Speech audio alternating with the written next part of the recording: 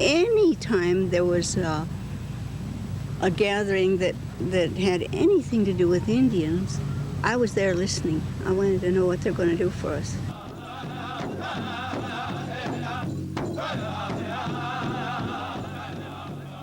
When we went into Fort Lawton to claim some land for us, for the Indians, I visualized a big university for all Indians, and that is the reason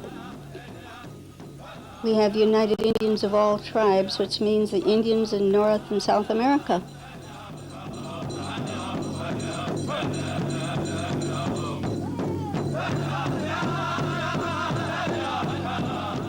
Native American heritage is experiencing a cultural rejuvenation. Merging the old ways with the new, American Indian tribes from throughout the West gather at the Daybreak Star Arts Center in Seattle, Washington for a 3-day summer powwow. And among those enjoying the festivities is Ella Aquino, a respected elder. Ella was born on September 20th, 1902. Her father's tribe was Lummi, and her mother's Yakima and Puyallup. But today, Ella is part of a larger tribe. She is an urban Indian, one of approximately 25,000 who live in the greater Seattle metropolitan area. Ella's quest for communication among Indians in the Puget Sound has empowered her spirit for volunteer work. When I joined the Service League, we had a meeting one night where they called all of the organizations together, the Indian Center. And this was after Pearl Warren left the Indian Center, and Elizabeth Morris became the director. And so she called them all together to see what was the most important need. And that night, they decided that it was communication. So she decided to start a little newspaper. Ella has played a key role in establishing the community of resources now available to Seattle's Native American and Alaskan Native population. In 1973, Ella received recognition from the City of Seattle for her personal commitment to the local Indian community. The Mayor of Seattle, Wes Ullman, wrote, "On behalf of the City of Seattle, I want to congratulate you on being selected as one of the beautiful activists of our city. Your involvement in founding the Indian Center and your continuing work in Indian social services constitutes a major contribution to our community for which all of us owe you a debt of gratitude."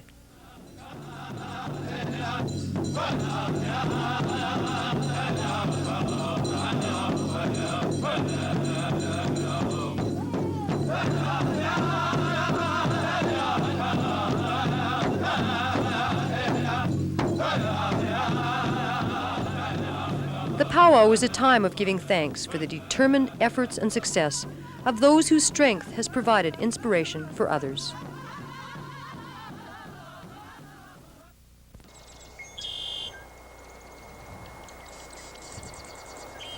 Wisdom teaches that dreams and visions for tomorrow come from a remembrance of yesterday's struggles.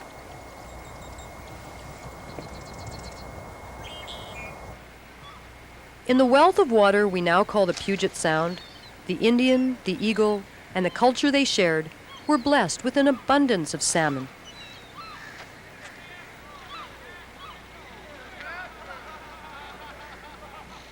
There was enough for all, the sea lion and the Suquamish, the orca and the lummi.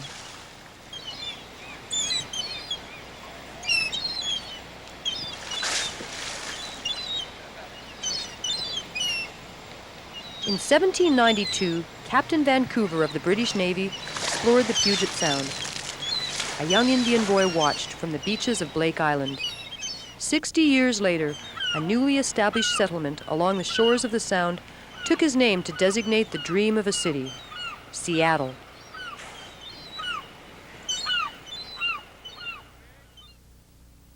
In the early 1950s, the Bureau of Indian Affairs began a policy of relocating reservation Indians into major industrial cities.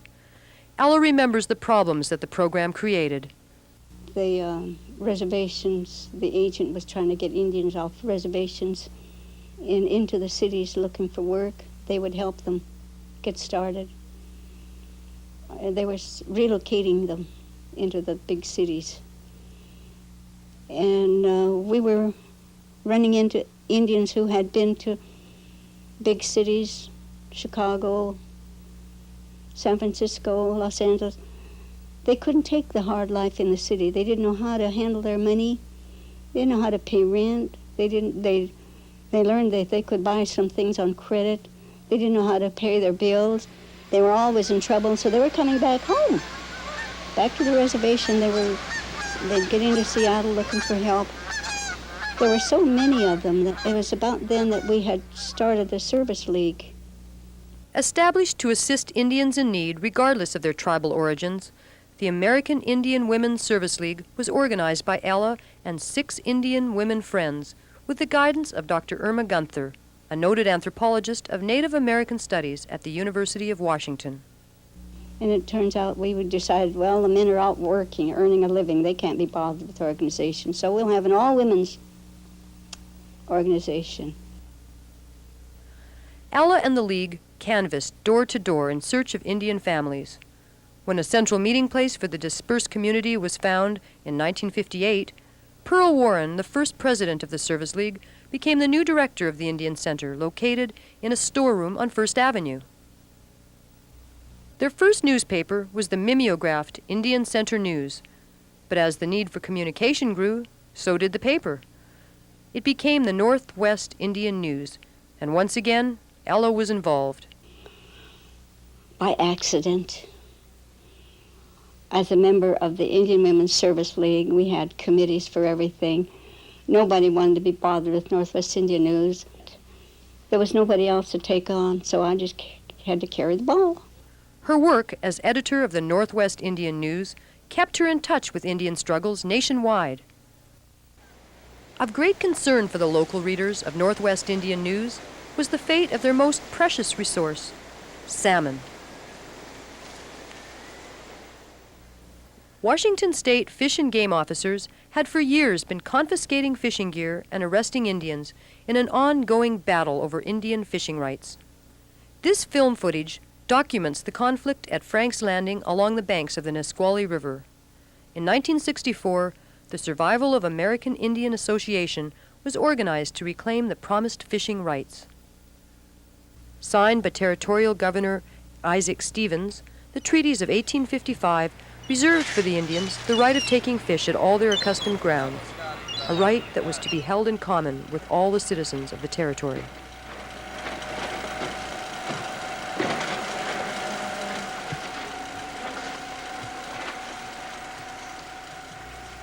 In 1974, U.S. District Judge George Bolt handed down a decision in a suit brought by the United States government on behalf of the Washington Indian tribes against the state of Washington.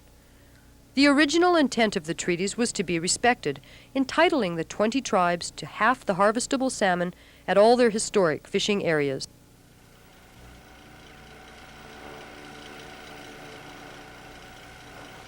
Northwest Indian News covered the subsequent court battles as the state of Washington repeatedly sought to appeal the decision. Though a great-grandmother in her 70s, Ella, always the active one, entered the world of broadcasting. For treaty renegotiation, but the state Democrats, who had Senator Warren Magnuson and Governor Dixie Lee Ray speaking at their convention, called for full support of Indian treaty rights. Indians into Communications, a nonprofit association, organized the television show Native Vision with a grant from the Campaign for Human Development. Starting in 1976, they began a series of half-hour programs on local and national Indian affairs. KSTW Channel 11 aired the show on the first Sunday of each month. Then why can't Central treaties? The state of Washington, Indians, and fishing interests are currently negotiating their differences over fisheries issues. Ella had already been involved with a weekly Indian news program broadcast over Crab Radio. It was a natural progression for her to become a television reporter. In one Native Vision segment, Ella visited the Seattle Indian Arts and Crafts Shop, run by the American Indian Women's Service League. I'm Ella Aquino, and with me is Dorothy Lombard, a Clallam Indian. She has managed the shop since 1975. Our shop has been in existence since 1960. The Arts and Crafts Shop was an early enterprise of the Service League. Many unemployed Indians in the city were skilled native craftsmen, having learned their art while living on the reservations years before. The shop provided them with a commercial outlet run by their own people.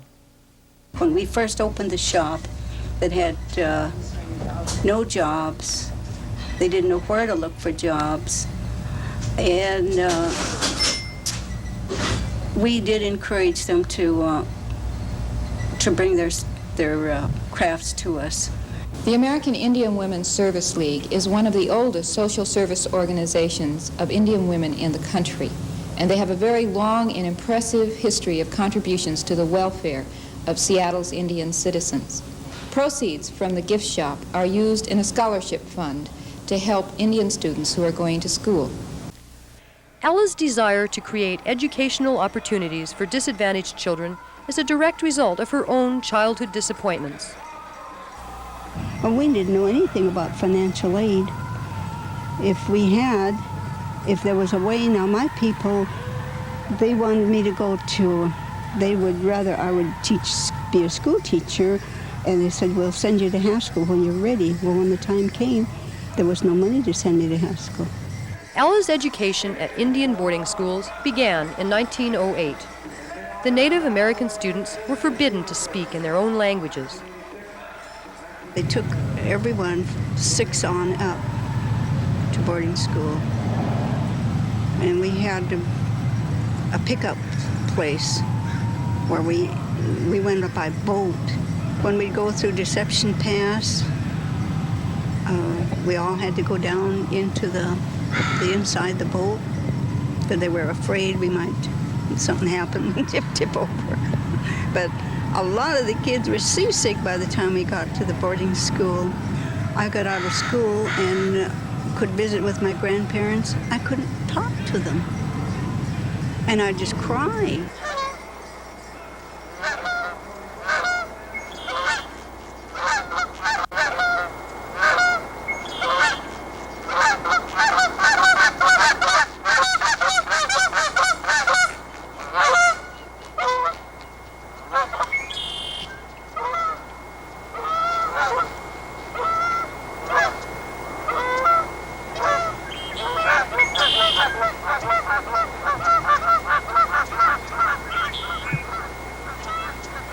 With her friend Nancy Johnston, Ella visited the Daybreak Star Art Center.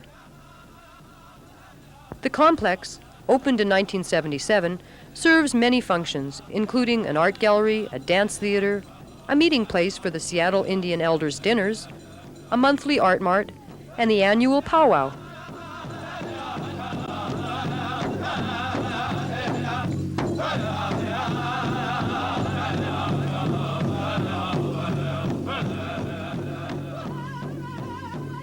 Set over the Magnolia Bluffs, the site was once federal property. But they're supposed to give it back to the Indians when they're finished with it. And that was the reason we figured, we thought that we could get part of Fort Lawton back without any trouble. They just apply for it and it's ours. But it didn't work that way. In Seattle, the United Indians of All Tribes Foundation sought to acquire the decommissioned fort through legal means.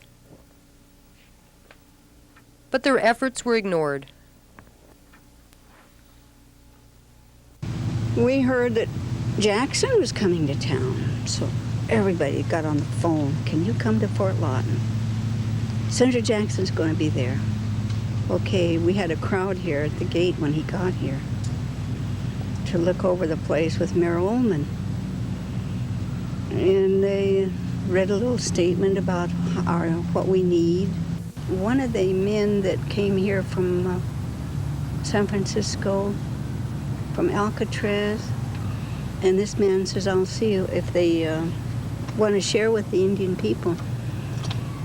So So he rode along in the car that took Senator Jackson around and Mayor Ullman and a few others. He says, do you think they want Indian senators? They never heard one word about the Indian people. They never mentioned anything about the Indians. In the spring of 1970, Ella and members of the Indian community began the occupation of the fort. The news made international headlines. When we took over Fort Lawton, we had phone calls from countries in Europe. Are there really still wild west out there, and the Indians out of control, the Indians on a rampage?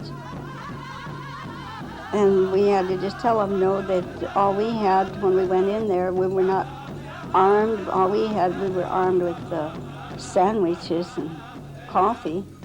We carried our lunch over the fence with us. And they said the gates are all locked and guarded. The news already went out. Somebody found out that what was going to be going on, and it was already in the news. The Indians are out to Fort Lawton. Don't know what they're going to be doing. Okay, so instead of going through the gates, we went around to the sides. Some went to the south end, some went to the north end, and I came up here to the north end. And we climbed the fence right here where this place is now, right out here. We let them go in. They had their teepee and they set it up on this hillside here, and they read this big statement about how they found this thing is similar to Indian reservation. Despite repeated setbacks, the efforts of the United Indians of All Tribes Foundation prevailed, and a compromise was struck, creating both the Daybreak Star Center and Discovery Park. In 1984, Ella and her friend Jeannie Raymond journeyed to Nicaragua for an 8-day visit. The tour was organized by El Centro de la Raza and included representatives from the city of Seattle.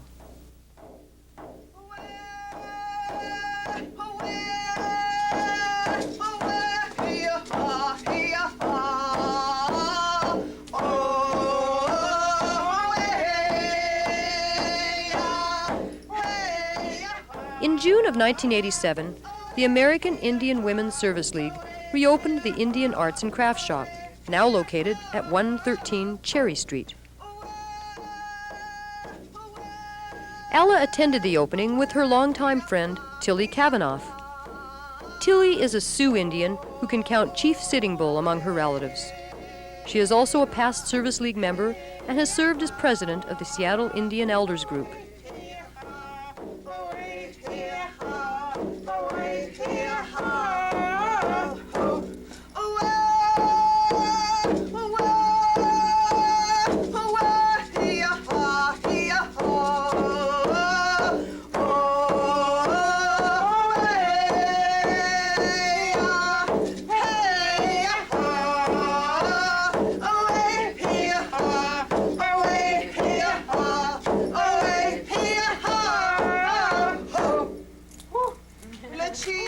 Ella's 3 daughters have given her 21 grandchildren and 31 great-grandchildren.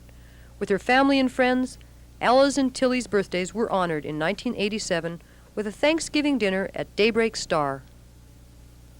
The whole Indian community celebrated in 1982 when both Tilly and Ella completed an educational goal they had been denied in their youth.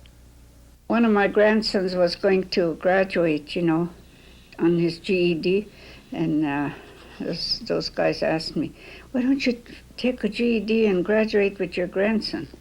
So I don't like to do anything alone. I said, Ella, let's you and I go take our GED and see if we'll pass. And we did. We graduated with my grandson and the others. And they treated us like, we were royalty or something. They gave dinners to University of Washington women. And yes, we were the laugh. Well, I think we were the take all the butt of the jokes. But they did treat us special out there at graduation day. And we got to go out with our relatives to dinners. Her relatives took her out to dinner. My relatives took me here and there. They were so proud. When And Tilly says, go ahead and you try. And I said, Tilly, are you crazy? What do you think? My mind is closed to things like this. It's been around 60 years since I even thought of school, but we both made it anyway. Together, Ella and Tilly have been nicknamed the Roadrunners. Visiting spiritual conferences about the country with other Native American Catholics, they are seeking the canonization of a young Mohawk girl, the Blessed Kateri Takaguiza. I don't feel like that I have done anything up to now except to reach out and try to learn from someone. And that's all I'm doing is reaching out and praising God every day for something new you showed me again today. Thank you. Thank you, Lord. You have been so good to me. And I admire just about everything. There's a prayer every which way I turn. I see that we used to have a lot of birds here. And every year we'd have bird nests, and I just look at them birds and think, the miracle, of creation. We're miracles ourselves. The honors due Ella Aquino are without number. Her impact on the American Native community of Seattle has been one of generosity, concern, and action. Fueled by a stubborn will to see her people regain their self-respect and strength, Ella Aquino is indeed the princess of the Pow Wow.